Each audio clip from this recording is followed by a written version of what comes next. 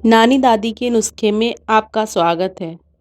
पितृपक्ष में भूल कर भी ना करें ये काम, वरना पितृ हो जाएंगे नाराज। पितृपक्ष का आरंभ शुक्रवार 29 सितंबर से शुरू हो चुका है और 14 अक्टूबर तक रहेगा। इस दौरान पूर्वजों और पितरों के नाम से श्राद्ध आदि के कार्य किए जाते हैं। पितृपक्ष में कुछ कार्य करने के लिए मना किया गया है। पितृपक्ष में कुछ कार्य करना प्रतिबंधित है। आइए जानते हैं पितृपक्ष में क्या करें क्या ना करें।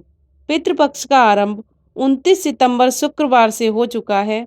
पितृपक्ष 16 दिनों तक चलने वाला है। पितृपक्ष में कई कार्यों को करने के लिए मना किया जाता है। ऐसा माना जाता है कि पितृपक्ष में यदि आपके कोई पूर्वज हैं या अशांत पितृ हैं तो वह आपसे नाराज हो सकते हैं। पितरों और पूर्वजों के नाराज होने से आपके जीवन में कई तरह की समस्या आ सकती है।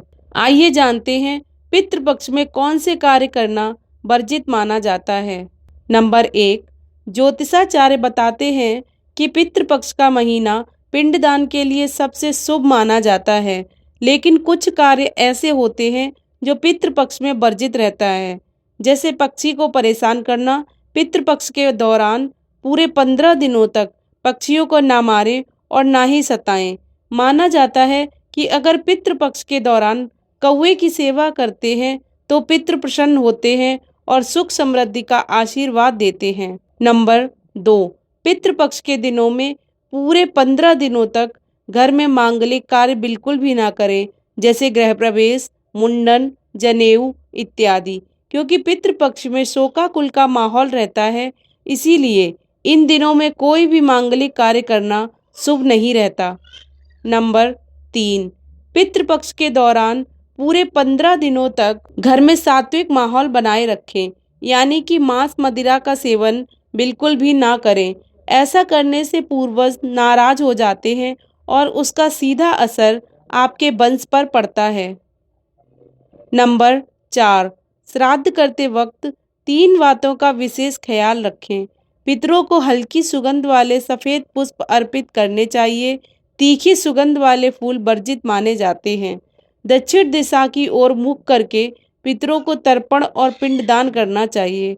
कर्ज लेकर या दबाव में कभी भी श्राद्ध कर्म नहीं करना चाहिए। पितृपक्ष में नित्य भगवत गीता का पाठ करें। नंबर 5, पितृपक्ष में किसी से भी झूठ नहीं बोलना चाहिए। इसके अलावा किसी को अपशब्द नहीं कहना चाहिए। सट्टा खेलना, किसी के साथ छल कपट करना, इस तरह के कार्य नहीं करने चाहिए। ऐसा करने से पितृ नाराज हो जाते हैं। साथ ही श्राद्ध पक्ष में ब्रह्मचर्य का पालन करना चाहिए। नंबर 6, पितृपक्ष में आपके दरवाजे पर यदि कोई भी जानवर, साधु आदि आता है तो उनका अपमान न करें। इन लोगों का अपमान करने से आपके पितृ आपसे नाराज हो सकते हैं। नंबर 7, साथ ही घर की चौखट पर यदि कोई गाय, कुत्ता, भिखारी आता है तो उनका अपमान भी ना करें। साथ ही श्राद्ध करने वाले को बाल, नाखून और दाढ़ी नहीं कटवानी चाहिए। नंबर 8, भूल कर ना करें ये गलती। शास्त्रों में कहा गया है कि पितृपक्ष के दौरान श्राद्ध कर्म करने वाले व्यक्ति को बाल और नाखून नहीं कटवाना चाहिए। साथ ही यह भी कहा गया है कि इस समय के दौरान यदि पूर्वजों की श्राद्ध की तिथि पड़ती है तो पिंडदान करने वाला व्यक्ति बाल कटवा सकता है। नंबर 9, पितृपक्ष में शराब, मांसाहार, पान, बैगन, प्याज, लहसुन, बासी भोजन, सफ़ेद तिल, लौकी, मूली, काला नमक, सत्तू, जीरा, मसूर की दाल, सरसों का साग आदि वर्जित माना गया है। श्राद्ध में कोई इन चीज़ों का सेवन करता है या इन चीज़ों का उपयोग करता है, उससे पितर नाराज हो जाते हैं। नंबर 10, पितृपक्ष के दौरान मांगलिक कार्य नहीं करने चाहिए, जैसे विवाह, गृह प्रवेश, दुकान का मुहूर्त आदि तरह के मांगलिक कार्य नहीं करने चाहिए। साथ ही इस समय में कोई नया सामान भी नहीं खरीदना चाहिए। नंबर 11, ऐसा भोजन नहीं करना चाहिए। पितृपक्ष के समय हमेशा सात्विक भोजन करना उत्तम माना गया है, क्योंकि इसी भोजन से पितरों का भोग लगाया जाता है। भूल कर भी प्याज व लहसुन से बने भोजन का सेवन नहीं करना चाहिए। अगर आपको अपने पूर्वज की मृत्यु तिथि याद नहीं है, पितृपक्ष के अंतिम दिन पिंडदान या तर्पण विधि कर पूजा अर्चना कर सकते हैं। ऐसा करने से सभी दोषों से मुक्ति मिलती है और उनका आशीर्वाद भी प्राप्त होता है। नंबर 12, महिलाओं को शाम के समय दिया जरूर जलाना चाहिए। दिया हमेशा घर के दक्षिण हिस्से में जलाना चाहिए। घर में सुख शांति बनी रहनी चाहिए। वाद विवाद और क्लेश से पूरी तरह से दूर रहें। शाम के वक्त घर में झाड़ू ना लगाएं।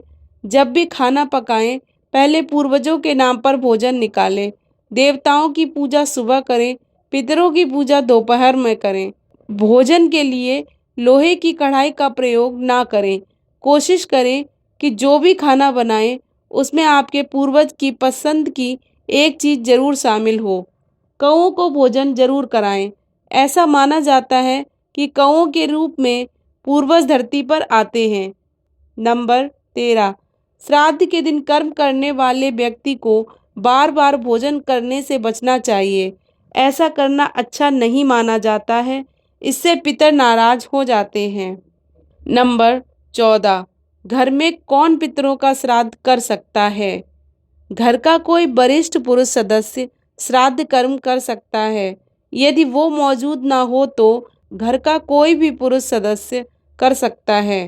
पौत्र और नाती को भी तर्पण और श्राद्ध का अधिकार होता है। नंबर 15, लोहे का सामान। पितृपक्ष के दिनों में लोहे से बनी किसी भी वस्तु को खरीदने की मनाही होती है। कहते हैं इसे घर लाने से नकारात्मक ऊर्जा आती है। ऐसे में भूल कर भी पितृपक्ष में लोहे का सामान घर ना लाएं। नंबर 16, आपको बता दें कि लहसुन और प्याज के साथ साथ पितृपक्ष में मांसाहार भोजन का सेवन करने की गलती नहीं करनी चाहिए। नंबर 17, श्राद्ध के समय अंडे और मांसाहार बिल्कुल वर्जित माना गया है। इसके अलावा शराब, बीड़ी, सिगरेट और तंबाकू का सेवन करने से बचना चाहिए। पितृपक्ष के दौरान जो लोग 16 दिनों तक तर्पण करते हैं, उन्हें चने का सेवन नहीं करना चाहिए। जहाँ तक संभव हो, दूध का प्रयोग कम से कम करें। नंबर 18, घर जमीन। पितृपक्ष के दौरान भूल कर भी घर या जमीन नहीं खरीदना चाहिए। कहते हैं इन दिनों में खरीदे गए जमीन या घर में भूत प्रेत का वास होने लगता है और साथ ही पितर भी नाराज हो जाते हैं। ऐसे में पितृपक्ष के दौरान भूल कर भी जमीन और घर नहीं खरीदना चाहिए। नंबर 19, श्राद्ध के दौरान तर्पण के लिए काले तिल का प्रयोग किया जाता है। इस दौरान भूल कर भी लाल या सफ़ेद तिल का इस्तेमाल ना करें। साथ ही श्राद्ध करने के लिए लोहे के बर्तन का इस्तेमाल नहीं करना चाहिए, ना ही स्टील के बर्तन का प्रयोग करना चाहिए। इस दौरान आप पीतल के बर्तन में भोजन कर सकते हैं और तांबे के बर्तन में पानी पीना चाहिए। श्राद्ध के लिए आप जो भोजन बना रहे हैं उसको ना तो चखना चाहिए और ना ही पहले खुद खाना चाहिए। नंबर 20, पितृपक्ष के दिनों में सिर्फ मांसाहारी भोजन ही नहीं बल्कि कुछ शाकाहारी भोजन भी वर्जित रहता है, जैसे खीरा, सरसों का साग, चना इत्यादि। ये सब नहीं खाए, यह अशुभ माना जाता है। नंबर 21, इन चीज़ों की ना करें खरीदारी। कहा जाता है कि इस पितृपक्ष के दौरान 15 दिन तक कोई भी नई वस्तु नहीं खरीदनी चाहिए। जितना हो सके पितृपक्ष के समय वस्त्र समेत अन्य चीज़ों का दान करें, जो शुभ माना गया है। नंबर 22, इन्हें भूल कर भी ना करें परेशान। धर्मशास्त्रों में कहा गया है कि पितृपक्ष के समय पूर्वज पक्षी या किसी जानवर के रूप में आपसे मिलने के लिए आते हैं। इसीलिए पितृपक्ष के दौरान पक्षी और जानवरों को परेशान नहीं करना चाहिए। ऐसा करने पर हमारे पूर्वज नाराज हो जाते हैं। नंबर 23, पितृपक्ष में क्यों नहीं करनी चाहिए खरीदारी। शास्त्रों के मुताबिक पितृपक्ष में मांगलिक कार्यों या नई चीज़ों को खरीदना शुभ नहीं माना जाता है, क्योंकि ऐसा करना पितरों का अपमान माना जाता है।